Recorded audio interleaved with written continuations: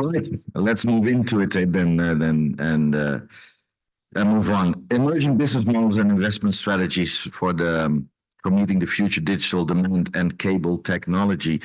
Carlos, if I may start with you, can you just, for the people who do not know it yet, but the importance of Lisbon as a strategic landing point and hub connecting the Mediterranean with the African continent and more, and what can you tell us about it?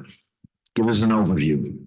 Okay, thank you so much. Even before I answer the question, I really want to thank Carrier community and the entire team. You have been amazing. This is the third year of the edition, and we are growing year after year. And more than that, we are being able to forecast correctly what's happening. So it's really a pleasure to be among you all, and I hope to support the project for many years to come. Thank you. Regarding Lisbon, the truth is, as Equinix, we have been here for almost 24 years now, really always with the same mindset. Portugal has really this geographical position that puts it in the right location to interconnect three continents. We have seen all over these years the number of networks, the number of cross connections growing at a very interesting pace. What we have seen basically on these last 2 years and mainly on the last year, it was what we have forecast on our first edition on the event, that we would see a major growth on the connectivity, and George so eloquently told. So the new cable to Africa now landing in Carcavelos, bringing an incredible capacity all around Africa, and bringing more important, not only to Portugal, but to Iberia indeed, not only terminating in Lisbon, but on the other side in Barcelona, and touching Genova. So really all these geographies really the bridge to what we know that is coming, that is quite a push on Africa demand, growing tremendously. And we have seen, so on that side of the connectivity, things are really ramping up. On the side that I know better, data centers, things couldn't be better. We are seeing new players entering, we are seeing more offer. We are investing, LTC, I believe all the players are investing because we really believe, and we are seeing it growing, and a demand that it has all the right ingredients to continue to grow. It's inevitable, the growth. It's inevitable. And there's already shortage, so... Indeed. And the truth is, we will be announcing also our expansion in Lisbon. We are not going to double, but almost triple the capacity that we have here. And the country is really moving at that pace. And I believe it's going to accelerate even further as we see more and more deployments. A huge push also, not only from the subsea side, but from the terrestrial side. And I believe EXA will, for sure, my fellow on the panel will illustrate. And so many others really also investing on all the terrestrial part. As George mentioned, one of the points that is extreme importance is no doubt bringing all the contents to Portugal, and not only being this digital corridor serving from flaps to Africa. We need to bring the entire ecosystem here. So I think we are on the good road, and I believe the future couldn't be brighter. And a huge progress since last year has been made. I mean, two of you are the examples, and EXA, maybe Thomas, you want to quickly introduce yourself quickly, and then tell us and share with the audience, why do you think for EXA the importance of Portugal as a hub, Lisbon? Good morning, everyone. So EXA Infrastructure is a pan-European and America player in the infrastructure industry. We have 6 transatlantic routes, many kilometers of fiber, both in the East Coast and in Europe. And we have seen for many years that Lisbon is going to grow with the arrival of new cables, as it was mentioned, and because there was a lack of options to the different African or American players who wanted to connect to Europe. And therefore, we did invest last year to bring our network to Lisbon, to Lisbon and Sines, to 3 data centers. And we are looking to do more, to provide more option and more transmission services into Portugal to be able to carry all the traffic coming from those distant places. Okay, so an early adapter and a true believer and investor. Thank you. That's what we want to hear. Now, Aki, maybe for the people who do not know you yet, but maybe you can quickly introduce yourself and then tell me and share with us, your view. I mean, with Cambridge Consulting, I mean, you overlook first of all the world, and second of all, you are the expert on the submarine. Why do you think Lisbon is such a strategic hub and will be, with the proof of concept what George just showed us when the outage in Côte d'Ivoire? Why the importance of Lisbon as a hub will and should grow? Okay, a lot of questions. Yeah, I know. My name is Aki Julius. I'm a senior partner at Cambridge Management Consulting, and we're about 200 people in 22 countries, and I'm heading the subsea practice globally for Cambridge. We're now having 9 members in my team, so I have grown the team this year, more than tripled actually. Portugal, I think you have actually started building. Portugal has started building the whole foundation from the ground up, and it has been kind of also utilizing the public funding quite efficiently, and it all actually started, or actually kicked off really in the Portuguese presidency of European Commission. And for example, if we look Link and Dishes and so on, they all been now successfully using the CEF2 funding, which might not always be so easy to do. It's a little bit restrictive in many cases, but I think Portugal has managed to do that brilliantly. Also, the joint study with Equina Cable, that was a really important piece of documentation, also to really understand the benefits of a subsea cable. Then if you look at the geographical location, it is really ideal for connecting different continents, and also again the groundwork has been there. So you are not only focusing on just Lisbon. You have Sines, you have more places, and hopefully more and more places along the coastline is coming. What we were just experiencing in Côte d'Ivoire outages, it was basically everything in the same corridor, and a simple landslide or rock slide in the seabed took down 4 cables. So avoiding that, building new cable corridors, protecting them, we have been discussing that in the past years. So that's why it's really important. And then the data center development, massive development, like Carlos, you said, trying to bring the content also here, not just being a transit location. I think those are the key ingredients why Portugal will succeed. For me as well, the food, the wine, the weather, the beach, the people, Do you agree with me? It's part of the ecosystem, right? And there you go. There you go. Aki, rightly so, you were, and the part of the topic we are discussing is, let's say, the investment and the investment strategies, and you tipped on it already, that it's not always easy. For the people who do not know and just think, the cable is there, so yeah, that's fine, I can use it, right? It's more to it, right? Also the landing station, also the data center, whatever, the planning takes 5 to 10 years, to make sure that everything is from A to Z, it's done, including the finance. Who of the gentlemen would like to go into it? Not so much the problem is in getting the investments in, because now, luckily, it's going far better and the money is there and whatever.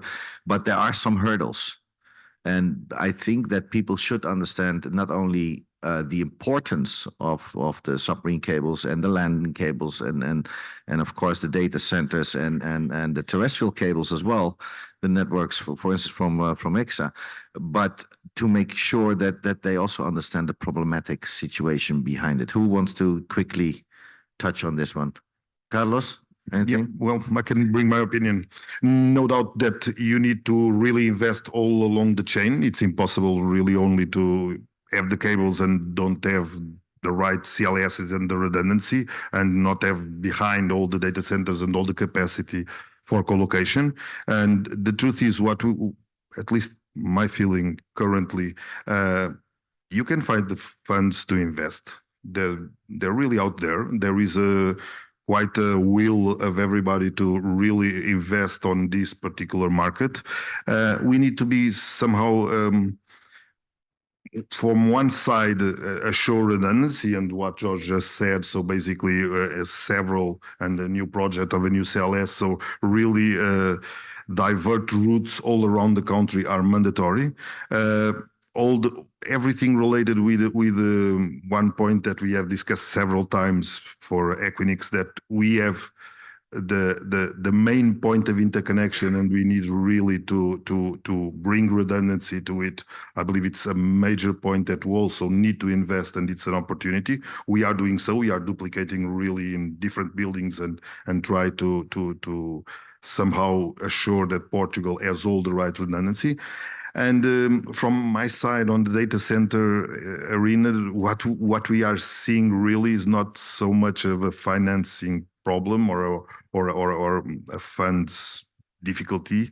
It's more related mainly with power, with regulation, sustainability. So all I the think new last year we variables. talked a bit about regulations, right? Yeah, Remember? Yeah, Well, yeah, we need to talk about it. So I believe that it's not only the investment itself, but also all the other pieces that we really need to be sure we have the right conditions to continue this extremely positive trajectory of Portugal and not following to problems like we are seeing in several European geographies where there are no power or difficulties to access some of the variables that are absolutely mandatory, not to make any barrier for our future development. And ladies and gentlemen, on power and data centers, we will come back later on today, and we'll go into, let's say, some really nice liquid green cooling systems. But yeah, but George, from your point of view, yes, I mean, here in Portugal, we made quite some steps, and it was not always easy and huge hurdles. Now it will be a bit easier because everybody, first of all, there's a proof of concept. That's what we see, full stop. Second of all, they see the necessity now. I mean, all the players, but still there are some hurdles. So what can you share with us? Yeah. I think that, of course, for a traditional telecom operator, there is this challenge of seeing the market changing and who are the main investors and how to invest. Okay, so in terms of subsea, when talking about this huge amount of investment we need to put in to build a new submarine cable, and I'm looking at Philippe sitting there to be able to build such a submarine cable without the support of let's say an OTT behind it is quite challenging. And so for a traditional telco, which is not focused strictly on the wholesale business, it makes it even more demanding. So I think traditional telco are now focusing on specific routes that are really important for their business, for their specific business and their enterprise business as well. So this is a point. But I think, of course, in terms of Portugal itself, and we've discussed this last year, the idea of having a one-stop shop for permitting, of course, continues to be really important, but not just to have the idea. Now we need to deliver it. And I think we are still some steps behind of being a country that is well prepared to bring a new submarine cable. But not only submarine. When talking about data center as well, we will have the same issues. So now I think at a public opinion level, we have taken a lot of steps forward. That is the public awareness of of the importance of the business. Yeah, So- because sorry to interrupt you, but how many people of you, when you wake up, and I don't want any details, but sorry, but when you wake up, how many people of you, please be honest, first check your phone or first have a cup of coffee or tea? Who checks their phone first, please? I think the public opinion is there. Okay, Yeah, there you go. and now they know why it is important to have either a submarine cable or a data center or any other connectivity, be it satellite or terrestrial. It is really important in terms of our daily lives. So I think that the country needs to continue to take the steps to deliver the solution, not only to have the idea anymore. And fast. And fast. And fast. And fast. We need to do it. I think the other point as well is to have the public bodies involved in helping the business thrive. Okay, so it is really important to have things in place that will help the investment to continue to come and not to push it away. We need to be really careful about that, and to be able to give the right push to the projects and make them happen. And finally, just to finalize on my side on this, I think that we continue to face supply chain issues. So this is something that it will continue to impact the speed at which, in this case, Portugal Challenging. will be able to address all the demand that is having right now. Mm. Okay, thank you. And then next to that, next to have investments, you also need the investments from partners, right? And you need to have, I mean, as you showed as well, you know, and with EXA, of course, building out their infrastructure. Thomas, for you, what was so important for EXA to? I mean, you mentioned it already earlier, but maybe specifically for Lisbon to come here to really, where do you see the potential? Because you're not investing for nothing. Right? No, obviously not. We see that there is a lot of potential in Lisbon. As we said, several cables are coming to the shores. There are also a lot of data center projects coming on in Lisbon, some development in Sines and elsewhere in the country, as George has mentioned. So there is a lot of data that will be either arriving or be computed here in Portugal, and for which there will be a need to transport, to communicate either locally in Portugal or towards Europe or the rest of the world. So there is really a clear need for more transmission and fiber routes out of Lisbon and Portugal. And as George mentioned, more links to Europe are also required to fulfill the transit of all this data. Okay, thank you.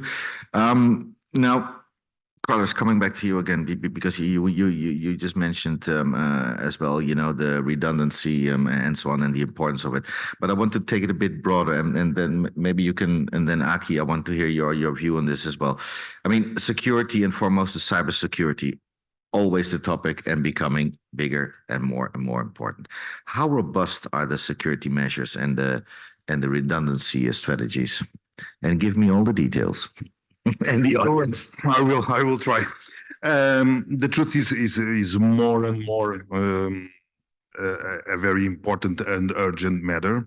One point, I believe we already touched it on the redundancy part. So we see Portugal really having and building infrastructures that are able to cope with problems and intrusions or natural disasters. George mentioned what we just saw in Côte d'Ivoire and how Portugal was really key on our action to solve it.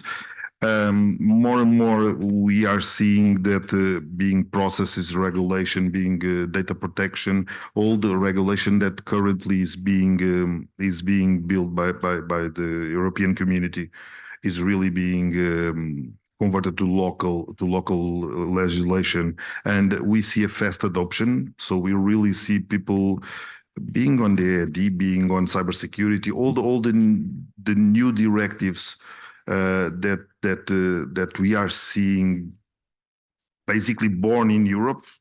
That's true. We have been able to really capture it and implement it at a very fast pace, meaning that I believe that Portugal, by that reason, and also by another one I will explore a little bit on our session this afternoon, that is the talent pool and the capacity that we have on the country.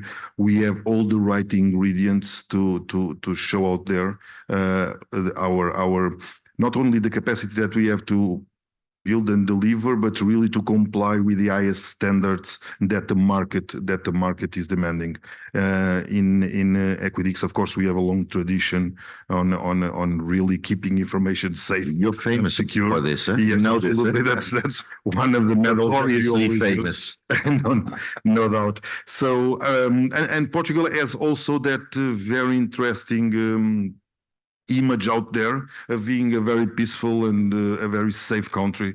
I believe that also contributes on the mindset of the deciders and really looking at Portugal as the destination to go. Well, for investments, what do you want? You want stability and your return on investment. Yeah. Those two things. That's key. So Absolutely. you bring this in Portugal. We deliver it in Portugal. And you deliver. So that's Absolutely. important.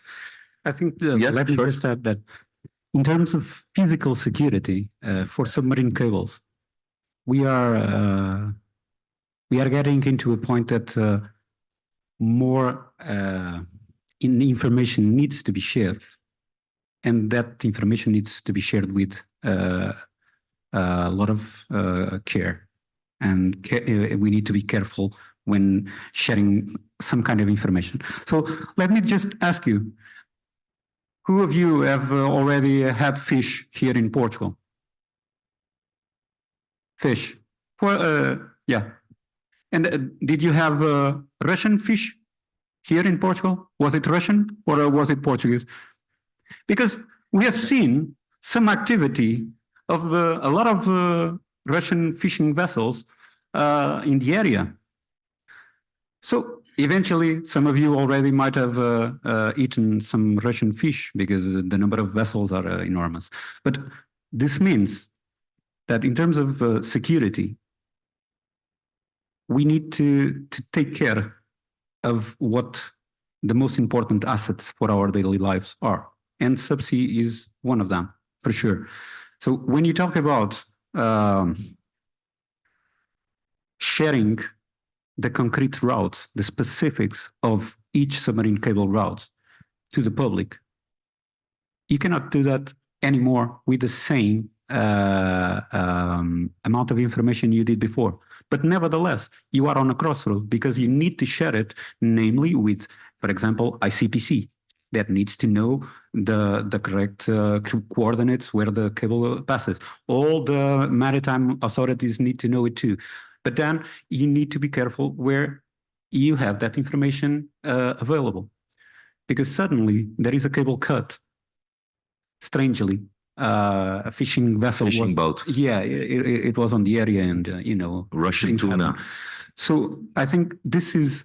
I don't have the answer. I think Portugal has taken the first steps, at least to have a profitable discussion. But now we need to continue to do it. This is something that for the country and for the rest of the world, of course, it's key. And eventually we may learn from use cases from another geographies to implement the right things. So. Again, this will bring, the stability which investors need to make sure that their investment is safe. Aki, from your point of view, I mean, again, you have the helicopter view of our beautiful world. Do you think that on the security, the redundancy and and on cybersecurity issues. Portugal is in a good shape. Well, can you compare it to other regions? What can you share with us? Oh, I think Portugal is in good shape. Of course, it's a physical security, cable and data centers, and quite contradictory. So because the phishing is one of the key causes of cable outages, so you have to have the cables in the marine charge, nautical charge. So it's kind of unavoidable. I'd rather have them there than everybody going doing bottom trawling and dig out the cables. So it's kind of two-sided things. But then we can do a lot more things to kind of then to protect the cables.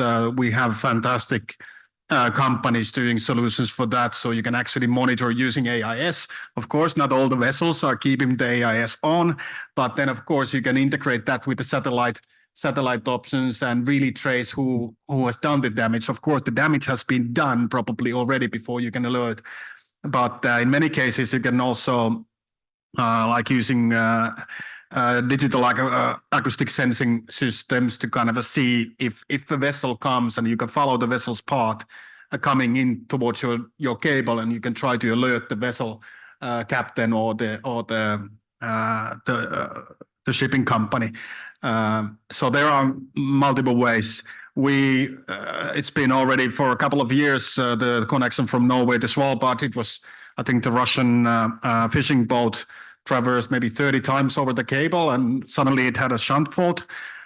In the Baltic Sea, we had Helsinki, Finland, Estonia, and Estonia-Sweden cable cut by and also a gas pipeline cut by a Chinese cargo vessel dragging its anchor. So these things happen, interestingly, but if they're deliberate or not, I don't know.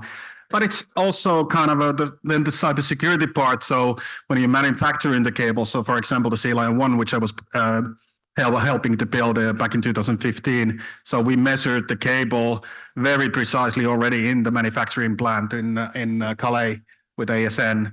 And then we have kept monitoring the cable, of course, in the fear of somebody would go and tap into, so you would immediately know exactly the location if somebody does something. So far nothing has happened, so it's kind of a preventing measure has been as well. So yeah, we need to be kind of careful and know that the problems are, and therefore we need more cables to make it redundant. So kind of not having everything in the same basket. Mm-hmm. Okay, thank you. Looking at the time, guys, I want to do a quick closing round on the topic, and maybe Thomas, if I can start with you. What's there to expect? What can we expect from Lisbon as a hub? What do you have for us still in your pocket, which you didn't? We want to have the scoops here, of course, at the GCCM. But what's there to expect in the near future? So in the near future, I believe that we will see more investments in the region. I believe that we will see more partnership, joint venture, or alternative way to invest in the country to develop the transmission and infrastructure ecosystem. Aki, what's there to expect? Well, maybe it's coming. Actually, what should we expect? Well, I think that everything will keep on growing. What I'm actually seeing as an opportunity as well is the Caribbean, and how Caribbean will be connected more into US, not towards the US, and that's kind of it could be a completely different topic. But I see great opportunity over there. There is a lot of EU and British overseas territories which need connectivity, and they've been served with the basically one single company for the last 20 years. So there's a lot of things happening there, and now with the recent developments with Elalink and others, I think it's a great opportunity combining those with the South America, especially Brazil. So it's a huge opportunity. It's coming also. Nice triangle, right? Yeah, like this. Yeah. Okay. Thank you, Carlos. Well, ahead from one side, no doubt we have made giant steps, and we have really progress a lot on regulation, on opening our arms for more investment. Like George mentioned, there's a way to go, and we really need to have a transparent and fair regulatory framework, being for developing cables, being for data centers, for any IT tech structure. We really need to be sure that we can be as fast as any other. We not introducing delays. That's what I believe for Portugal itself, to attract more investment. From our side as Equinix, we will continue to do exactly the same. That is expanding and serving the market, being able really to provide neutral carrier infrastructures close to the continental edges, as we have done with Lisbon, with Barcelona, with Genova, with Bordeaux. So many locations where we are really trying to be sure that cables are able to reach the mainland and have a neutral environment to interconnect and to really develop and accelerate digital economy. So that's what I see ahead. Yeah, and this is where we go a bit more in deep after lunch to discuss this. Last famous words, George, for you? So I won't say anything different than what I just said. So we see, of course, we believe, just like Thomas was saying, and Carlos as well, the country will continue to grow in terms of the demand, Spain as well. So that is a certainty. How fast is for us to decide, and for the supply chain to help us as well. So we believe that diversification will be key as well. We've seen it in the past. It is really important. And as well, we need to solidify the terrestrial networks, and with the help of the public bodies as well. It is really important to solidify the terrestrial networks that connect the country and inside the country, but also to Europe. And in the end, we continue to believe that we are closer and closer to South America and Africa, and that this will change the landscape, and the centralization on the flap, or the flamp, as I heard it with Marseille on it as well, will not continue to be as focused as in the past, and there will be a space for Lisbon to take a seat. Mm-hmm. Okay, thank you. So with that, ladies and gentlemen, I will not allow you to have any questions, because this lady over there is sitting, looking at me like, you're over time, you know? So, but enough time here in the coming 2 days to have these gentlemen ask any questions. They're walking around, you know them all. So they're the senior experts of this around here. So I would like to thank you for this panel. In 15 minutes, we continue with another panel on satellite, and we're going to talk about data centers, and we discuss everything, guys, the whole ecosystem. Thank you so much. I would like to thank you, George, Carlos, Aki, and Thomas. Thank you so much for being here with us. Thank you.